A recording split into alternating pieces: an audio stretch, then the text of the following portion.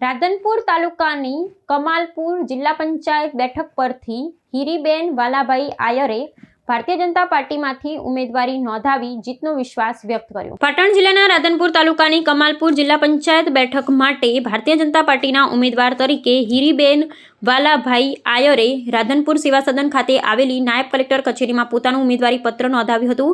આ પ્રસંગે રાધનપુર વિધાનસભાના ધારાસભ્ય લવિંગજી ઠાકોર, ભારતીય જનતા પાર્ટીના અગ્રણીઓ, કાર્યકર્તાઓ અને હીરીબેન વાલાભાઈ આયરના સમર્થકો મોટી સંખ્યામાં ઉપસ્થિત રહ્યા હતા। હીરીબેન વાલાભાઈ આયરે પોતાની જીતનો વિશ્વાસ વ્યક્ત કર્યો હતો અને જીત્યા પછી રોડ, રસ્તા, પાણી, ગટર લાઇન સહિતના વિકાસના કામો સંપૂર્ણપણે પૂર્ણ કરવાની બાહેધરી આપી।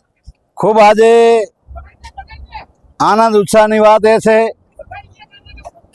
કે રાધનપુર તાલુકાના જિલ્લા પંચાયત અને તાલુકા પંચાયતના 18 ઉમેદવારો, જિલ્લા પંચાયતના 3 ઉમેદવારો બધા સાથે મળીને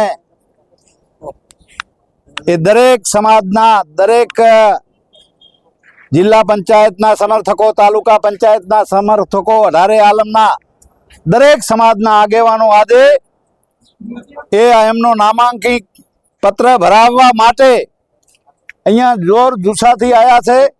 એનું એક જ કારણ છે કે આપણા વિશ્વ નેતા, આ ગુજરાતના પનોતા પુત્ર મોદી સાહેબ અને આ ગુજરાતની સરકાર, ભૂપેન્દ્રભાઈ પટેલની સરકાર, મૃદુ ને મક્કમ મુખ્યમંત્રી, ડબલ એન્જિનની સરકાર, અને જ્યારે આ ત્રીજું એન્જિન એમાં જોડવાનું છે, આ ભારતીય જનતા પાર્ટીના તમામ કાર્યકર્તા એકજૂથ થઈને એ આજે ફોર્મ ભરાયું છે। એ 3 જિલ્લા પંચાયતની સીટો અમે જંગી બહુમતીથી જીતવાના છીએ। સાથે સાથે તાલુકા પંચાયતની જે 18 સીટો છે એ પણ જીતવાના છીએ।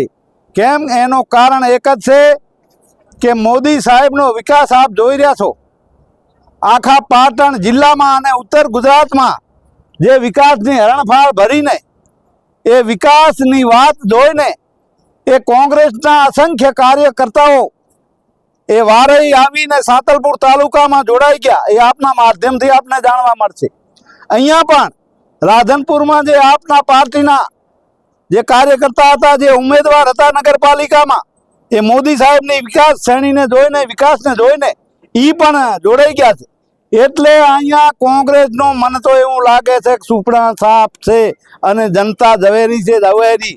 એટલે 18 આલમ આજે 18 આલમ મોદી સાહેબના પડખે છે, વિકાસના પડખે છે, અને અમે બધા સાથે મળીને તાલુકા પંચાયત, જિલ્લા પંચાયત અને ત્રીજું એન્જિન જિલ્લા પંચાયતમાં પણ ભારતીય જનતા પાર્ટીની એ જિલ્લા પંચાયત બનવાની છે, તાલુકા પંચાયતો પણ અમારી બનવાની છે। બોલો ભારત માતા કી।